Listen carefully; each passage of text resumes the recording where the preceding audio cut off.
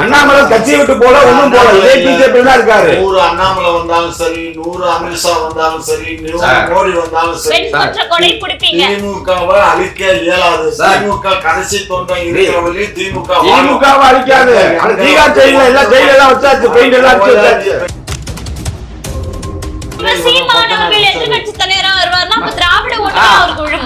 திராவிட முன்னேற்ற கழகம் ஆளுங்கட்சி அமைச்சரவை அமைக்கும் 2026 அப்பொழுது எதிர்கட்சியாக சீமானுக்கு தான் சான்ஸ். எங்க முதல்வர் ஐயா அப்பா ஐயா என்ன சொன்னாரு? கொச்சியா சொல்றேன், கொச்சியா பேசக்கூடாது. திராவிடத்தை வந்து திராவிடம் எங்க இருக்குன்னு சொன்னதுக்கு கருணாநிதி அவர்கள் சொன்னார் சட்டசபையில, வேற விதமா சொன்னாரு. நாடாவை அவுத்து பாருங்கள் திராவிடம் தெரியும்னாரு. பட்டியல் மக்களை கொச்சப்படுத்துறீங்க, ஓசிடி கட்டி சொல்றீங்க. எல்லா ஊழலின் ஊற்றுக்கண் வந்து திமுக தான். ஊழல்னா என்னயா? ஊழல்னா கருணாநிதி கேட்டா தெரியும், ஸ்டாலின் கேட்டா தெரியும், உதயநிதி ஸ்டாலின் கேட்டா தெரியும். ஊழலின் ஊற்றுக்கண்ணே திமுக தான். எம்ஜிஆர் கட்சியை விட்டு பிரிஞ்சதே வந்து எதனால பிரிஞ்சாரு? ஊழல்னால தான். கணக்கு கேட்டு தான் எம்ஜிஆர் கட்சியை விட்டு பிரிஞ்சாரு.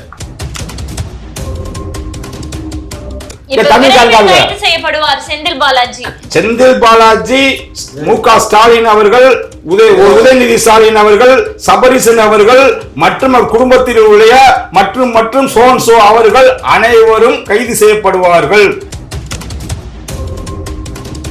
கையில 16 லட்சம் காசை கொள்ளையடிச்ச ஒரு கொள்ளக்கார கும்பல் தான் பாரதிய ஜனதா கட்சி. இதோட முடிச்சுக்கோ, நாம எந்திரிச்சு போறோம். பூரா நாசமா போகுது.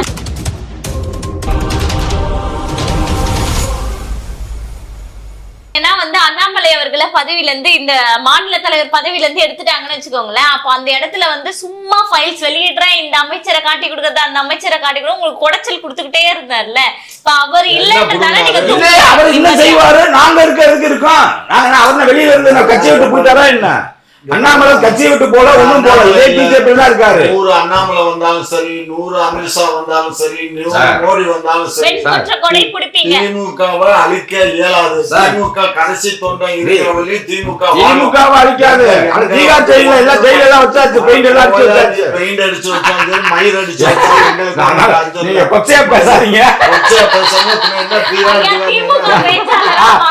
மாறிடா ஏற்கனவே வந்து மாட்டிட்டு இருக்காங்க. மிரட்டி தான் கர்நாடகால காரியத்தை சாச்சு.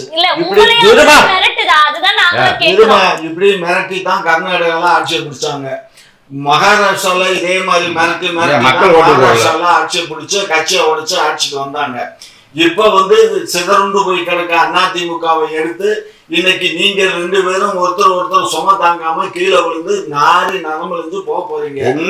அப்படியே சிதறுண்டு போறீங்க.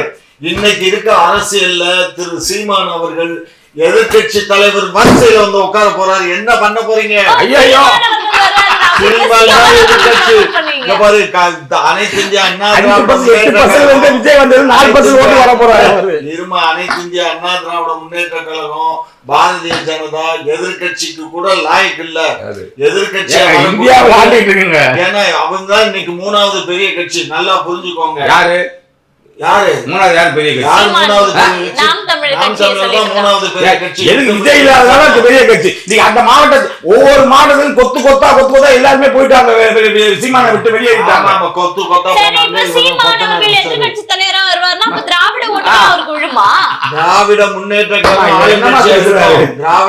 கழகம் ஆளுங்கட்சி அமைச்சரவை அமைக்கும் 2026 அப்பொழுது எதிர்கட்சியாக சீமானுக்கு தான் சான்ஸ். ஏன்னா கூட இவருக்கு வந்து இன்னைக்கு எடப்பாடி வந்து பாரதிய ஜனதாக்கு போனதுனால எடப்பாடி கூட இருக்கக்கூடிய 1-2 மிஞ்சி போன நாங்க விலைக்கு வாங்கல. சீமான் கட்சிக்கு போயிருவாங்க. இல்லைன்னா தம்பி இன்னொரு தம்பி இருக்கு தாவேகா, அந்த தம்பிகிட்ட போயிருவாங்க. யாரும் போக மாட்டாங்க. பிஜேபி ஆட்கள் யாரும் போக மாட்டாங்க. பிஜேபி ஆட்கள் தான் இருக்கும். அதிமுகவுக்கு கொள்கை இல்ல. என்ன நீ நான் திட்டவும் முடியல. இப்ப அதிமுகவுக்கு கொள்கை இருந்தா திமுக கொள்கையா இருக்கு. பாஜக சேர்ந்தா திராவிடம்னா என்ன அப்படின்னு கேட்டதுக்கு ஐயா எடப்பாடி அந்த கட்சியினுடைய தலைவர் பொதுச் செயலாளர் சொல்றாரு. அது யாராவது படிச்சவங்கள்ட்ட பார்த்து கேளுங்க. எங்க முதல்வர் ஐயா அப்பா ஐயா என்ன சொன்னாரு? கொச்சையா சொல்றேன், கொச்சையா பேசக்கூடாது. திராவிடத்தை வந்து திராவிடம் எங்க இருக்குன்னு சொன்னதுக்கு கருணாநிதி அவர்கள் சொன்னார் சட்டசபையில, வேற விதமா சொன்னார். நாடாவை அழுத்து பாருங்கள் திராவிடம் தெரியும்னாரு. அது என்ன கொச்சான வார்த்தை? ஆமா கொச்சையான வார்த்தை. இதாமா ஃபைல். இது கொச்சையான வார்த்தை இல்லைன்னா கொச்சையான வார்த்தை எதுவுமே வந்து நல்ல வார்த்தையா தான் தெரியும். எல்லாமே நீங்க பாத்துக்கணும். இந்த மாதிரி ஒரு A4 சைஸ் ஃபைல் இருக்கும். ஊழலின் ஊற்றுக்கண்ணுங்க சிஎஸ்டி கருணாநிதிங்க, அதே ஸ்டாலின் சிஎஸ்டிங்க. நாடாவை அப்படி அவிழ்த்து பாவரை வளர்த்து உள்ள பார்த்தா திராவிடம் தெரியும். ஆமா அது பாவட நாடா. அதுக்கு பேரே பாவட. எவ்வளவு பெரிய இவருக்கு தெரியாம பேசுறாரு. அப்ப நேற்று பேசுறது என்ன வைணவோ சைவம், அது வந்து ஒரு ரொம்ப கொச்சையா வந்து அந்த பொன்முடி சொன்ன வார்த்தை வந்து இந்தியாவிலே வந்து நேற்று போட்டிருக்கோம், கேஸ் போட்டிருக்கோம். கேஸ் போடட்டும், எத்தனையோ கேஸ் இருக்கு பொன்முடி. கொச்சப்படுத்துனீங்க, லேடிஸ கொச்சப்படுத்துனீங்க, பட்டியல மக்களை கொச்சப்படுத்துனீங்க, ஓசிடி கேட்டு சொல்றீங்க. எல்லா ஊழலின் ஊற்றுக்கண் வந்து திமுக தான். கேஸ் இருக்கு சரி, ஏற்கனவே வயது முதிர்வா இருக்கு, அதனால தண்டனை கொஞ்சம் குறைச்சுக்கோங்கன்னு கேட்டவர் தானே அவரு. எவ்வளவு ஐயோ சொல்றாங்க, ஐயோ சொல்றாங்க. அடுத்த கேஸ் அப்படியே கேட்டு கெஞ்சி வந்துருவீங்க. கெஞ்ச வேண்டியதோ மிஞ்ச வேண்டியது, எவன் ஒருத்தன் தப்பு பண்றானா அவன் தண்டனை கனிமொழி, ராஜா, சிதம்பரம் என்ன அந்த கேஸ் மயிர புடுங்குச்சு. சும்மா உள்ள இருந்து வந்தீங்களா இல்லையா? அப்பீல் இருக்குங்க. திருப்பி இங்க பாருங்க, அன்றைக்கு வந்து அறிவு கட்டதனமா முதல்ல வந்து மன்மோகன் சிங் பண்ண மிகப்பெரிய தவறு. மக்கள் மத்தியில யாராவது நான் கேஸ் போட மாட்டேன், யாராவது கேஸ் போட்டுவாங்க. போடட்டும். ஆகையினால அன்னைக்கு மன்மோகன் சிங் பண்ண தப்புனாலதான் ராஜாவும் கனிமொழியும் அவங்க சிறைக்கு போனாங்க. ஆனா அந்த கேஸ் வந்து ஒண்ணும் இல்லாம போச்சு.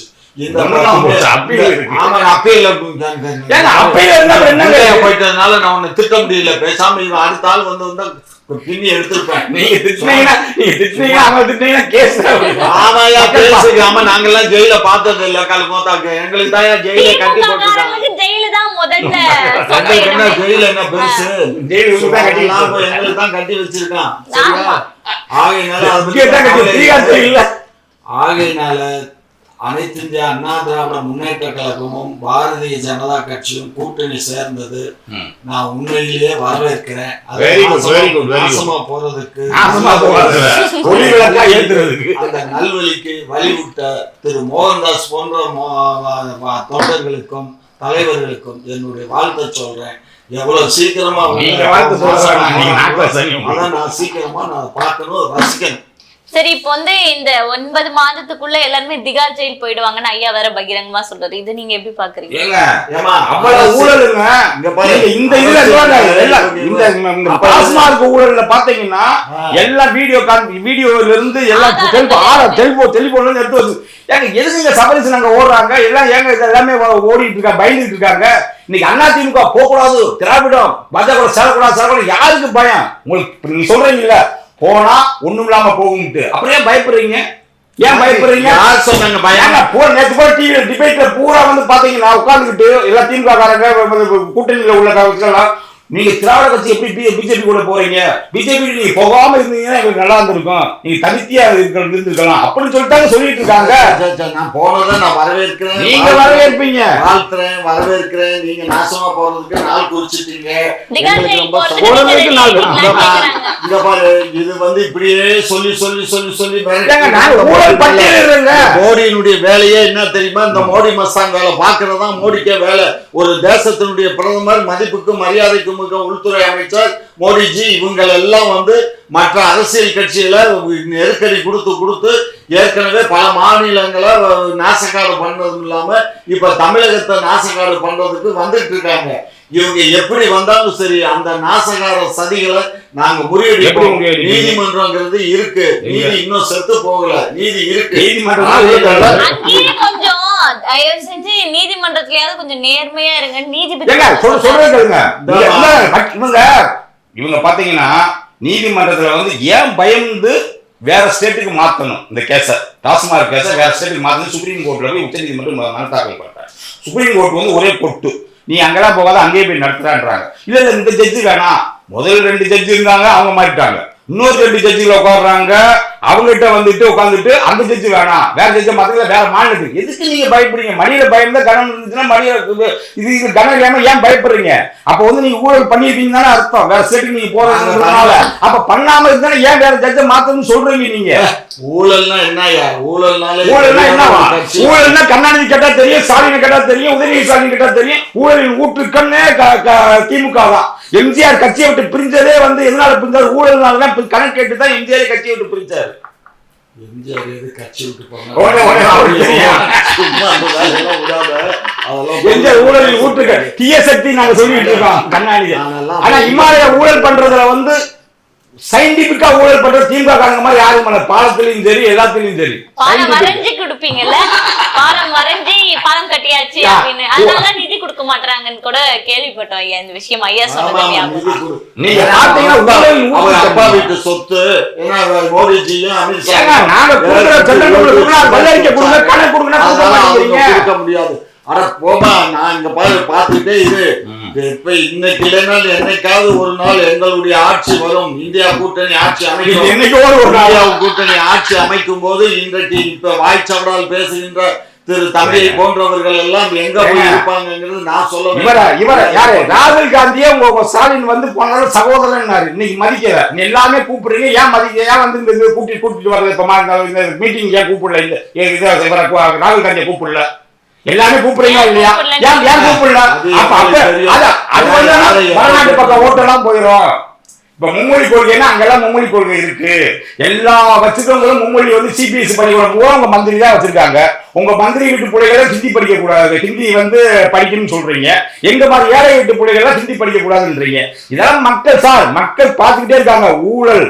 2வது வந்து பாத்தீங்கன்னா பாலியல் பலாத்காரம். ஆசிரியர்கள் வந்து வேலையே பயிரை மேஞ்சது மாதிரி ஒவ்வொரு பள்ளிக்கூடத்திலையும் வந்து போக்சோல உள்ள போயிட்டு இருக்காங்க, ஆசிரியர்கள்லாம் உள்ள போயிட்டு இருக்காங்க. அவ்வளவு பாலியல் பலாத்காரம் நடந்துகிட்டு இருக்கு. போதைப் பொருள் நகரமா மாறிட்டு இருக்கு, ஊழல் நகரமா மாறிட்டு இருக்கு.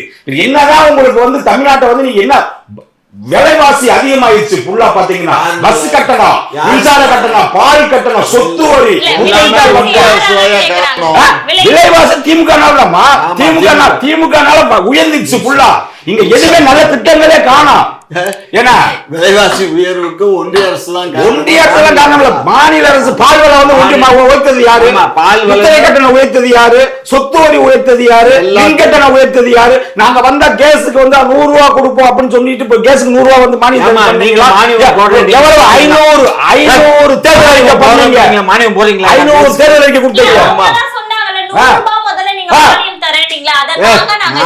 பால் பாக்கெட் வேலை வந்து பால் குழந்தைகள் குடிக்க முடியல. எவ்வளவு வேலை? பாலியல் பலாத்காரம். கள்ளக்குறிச்சியில சாராய வழக்குல 70 பேர் செத்தாங்க. இருமையா நீங்க ஆட்சிக்கு வர்றதுக்கு பாரதிய ஜனதா கட்சி ஆட்சிக்கு ஊழல் வந்து என்ன பேசுறீங்க? நாங்க வெளிநாட்டுல இருக்கக்கூடிய கருப்பு பணத்தை கணக்குல போடுவோம், எல்லாரும் கணக்கு ஆரம்பிங்கன்னு சொல்லி அக்கௌண்ட் ஓபன் பண்ண 14 பைசா கூட இன்னும் போடல. சரி, அதுதான் நாசமா போச்சு. அதுக்கப்புறம் என்ன பண்ணாங்க? கேஸுக்கு வந்து அந்த மானியத்தை வந்து நாங்க டைரக்டா உங்களுக்கே கொடுத்துறோம், சிலிண்டருக்கு இல்லைன்னு சொன்னாங்க. அது கொடுத்தாங்களா? வந்துச்சா? அக்கௌண்ட்ல கிரெடிட் ஆச்சா? இதுவரை கொடுக்கல. 150 ரூபா கொடுப்போம் நாங்க, ஒரு பைசா காசு பேச விடாம பண்ணீங்கன்னா நல்லா இருக்காது. சும்மா இல்லையா? நீ பேசாதமா, கொஞ்சம் நான் பேச வரலையும் கேளுமா. ஒவ்வொரு இன்றைக்கு வந்து கேஸுக்கு இன்னைக்கு 50 சும்மா இருமையா, கேஸுக்கு வந்து இப்ப 50 ரூபா கூட்டிருக்காங்க. ஆனா பெட்ரோலிய பொருள் இன்னைக்கு இறக்குமதி பண்றது குறைஞ்சு போச்சு. சரியா? 40 விழுக்காடுல இருந்தது டாலர். 40 ஒரு பேரல் வந்து $47 இருந்தது, இன்னைக்கு $42 வந்துருச்சு. $5 குறைஞ்சு போச்சு. குறைஞ்சா இங்க ரேட் குறையணுமா கூடணுமா? அங்க ரேட் குறைஞ்சிருக்கு, கூட்டுறாங்க. அப்ப இது எண்ணெய் கம்பெனிகளை வந்து முக்கியத்துவம் முதலாளித்துவம் ஆக்குறதுக்கும் அதுக்கு ஜிஎஸ்டி கூட்டு வரிகளை போட்டு இந்த ஒன்றிய அரசு பல லட்சம் கோடிகளை கொள்ளையடிச்சு கடந்த ஒரு 6 மாதத்துக்கு முன்னாடி 16 லட்சம் கோடி 16 லட்சம் கோடி இதெல்லாம் கணக்கு இருக்கு. 16 லட்சம் கோடியே கொள்ளையடிச்சிட்டாங்க. மட்டும் இல்ல, மொத்தத்துக்கு 132 லட்சம் கோடி 132 லட்சம் கோடியா ஆட்டைய போட்டுறாங்க. கையில 16 லட்சம் இவ்வளவு காசை கொள்ளையடிச்ச ஒரு கொள்ளக்கார கும்பல் தான் பாரதிய ஜனதா கட்சி. இதோட முடிச்சுக்கணும், நாம எந்திரிச்சு போறோம், பூரா நாசமா போகுது. அதாவது இப்ப உங்க கொள்ளையும் அவங்க கொள்ளையும் ஈக்குவல் சொல்ல வரீங்களா? நாங்க கொள்ளையடிக்கல, நாங்க மக்களுடைய வரி பணத்தை மக்களுக்கு செலவு பண்றோம். நாங்க வெள்ளை அறிக்கை விட்டுக்கிட்டு இருக்கோம் சட்டமன்றத்தில் உட்கார்ந்து. எதுக்கு வெள்ளை அறிக்கை விடுறீங்க? எல்லா கணக்கு வழக்குகளையும் காட்டிட்டு இருக்கோம். வந்தாங்களா அது சார்பா ஏதாவது வெள்ளை அறிக்கை விட்டீங்க? என்னத்த வந்து எங்கள்கிட்ட புடுங்குனாங்க, நீ பார்த்த புடுங்காமல ஆதாரங்கள் வச்சுக்கிட்டே கேஸுக்கு திராவிடம் சொல்லிட்டு ஹிந்திக்காரங்கள நம்ம வரி பணத்துல வந்து ஹிந்தி வக்கீல வைக்கிறாங்க 50 லட்சம் ரூபாய் அவர்களுடைய கேஸ்ல கூட நிறைய அவாலா பணங்கள் வந்து பரிமாறப்பட்டிருக்குன்றதெல்லாம் வருது. தம்பி ஆஸ்பத்திரியில படுக்கணும், இவ்வளவு பணம் மோசடி இருக்குன்னு ரிக்கார்டர் வரட்டும். சும்மா வாய் சொல்லில் வீரரடிங்கிற வேலையெல்லாம் எங்கள்கிட்ட வேணாம், இவ்வளவு வரட்டும். ஒரு அறிக்கை விட்டாங்களே ஈடி, அது நீங்க எப்படி பாத்தீங்க? 1000 கோடியாவது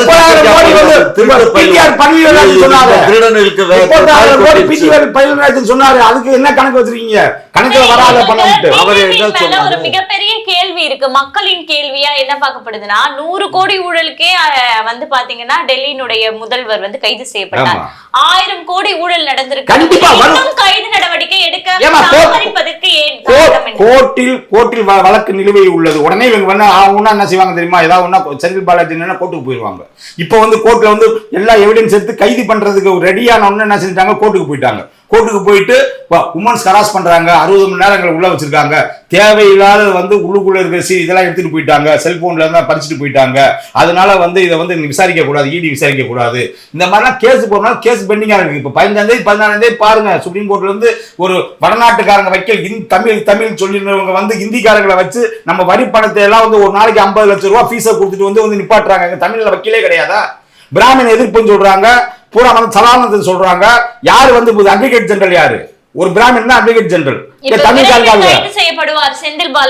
செந்தில் பாலாஜி, மு.க. ஸ்டாலின் அவர்கள், உதயநிதி ஸ்டாலின் அவர்கள், சபரிசன் அவர்கள் மற்றும் குடும்பத்தில் உள்ள மற்றும் சோன்சோ அவர்கள் அனைவரும் கைது செய்யப்படுவார்கள். இது பிஜேபியின் சார்பாக சொல்றீங்களா? பிஜேபி இல்ல, எவிடன்ஸ் வந்து ஈடியின் சார்பாக எவிடன்ஸ் இருந்து கோர்ட்டில் வந்து வழக்கு வந்து அந்த மாதிரி எவிடன்ஸ் இது பண்ணிட்டு வச்சாங்கன்னா கண்டிப்பா இவங்க மேல பாயும். சட்டம் தன் நடவடிக்கை கடமையை செய்யும். 26 தேர்தலுக்குள்ள கண்டிப்பாக நடக்கும். எடப்பாடி அவர்கள் கண்டிப்பாக அடுத்த முதல்வராக வாய்ப்பு இருக்கின்றது. ஏனென்றால் மெகா கூட்டணி தேதிமுக, தமாக, இது நம்ம பாரதிய ஜனதா மற்றும் இவரு பாமக மற்றும் இன்னும் ஜான் பாண்டியன், கிருஷ்ணசாமி மற்றும் பெரிய இவங்க என்ன சொன்னாங்க, ஒரு கூட்டணிக்கே அதிமுக வரவே மாட்டாங்க, யார் வரமாட்டாங்கன்னு சொன்னவங்க வந்து இன்னைக்கு வந்து வாயை பொழந்துகிட்டு கண்டிப்பா 2026ல இவங்க வந்து 234 200 நாங்க அடிச்சிருவோம் சொன்னவங்க இன்னைக்கு எல்லாம் அந்த வார்த்தையே வாயிலே வராது. ஏன்னா நாட்கள் சனி 34 வந்து எல்லா மந்திரிகளுக்கும் நாட்கள் சனி. மக்கள்கிட்ட வந்து எதிர்ப்பு, ஊழல் குற்றச்சாட்டுல எல்லாம் உள்ள போறீங்க. மக்களுக்கு நாட்கள் சனி வந்துருச்சு எல்லாம். அதனாலதான் வந்து வாய் பரண்டு எல்லாத்தையும் திட்டிக்கிட்டு இருக்கீங்க எல்லா மந்திரிகளும். அதனால மக்கள் எதிர்பார்த்துக்கிட்டு இருக்காங்க. மக்கள் எப்ப எலெக்ஷன் வரும்னு இருக்காங்க. கண்டிப்பாக எடப்பாடி அவர்கள் முதலமைச்சராக பாஜக கூட்டணியோட மத்தியில வந்து அவங்க பிரதமருடைய ஆட்சியினுடைய கூட்டணி இருக்கும். மாநிலத்தில் எடப்பாடியுடைய ஆட்சி கூட்டணி இருக்கும். உங்களுடைய நேரங்களை ஒதுக்கி பல தகவல்களை பகிர்ந்து கொண்டமைக்கு நன்றி. நன்றி.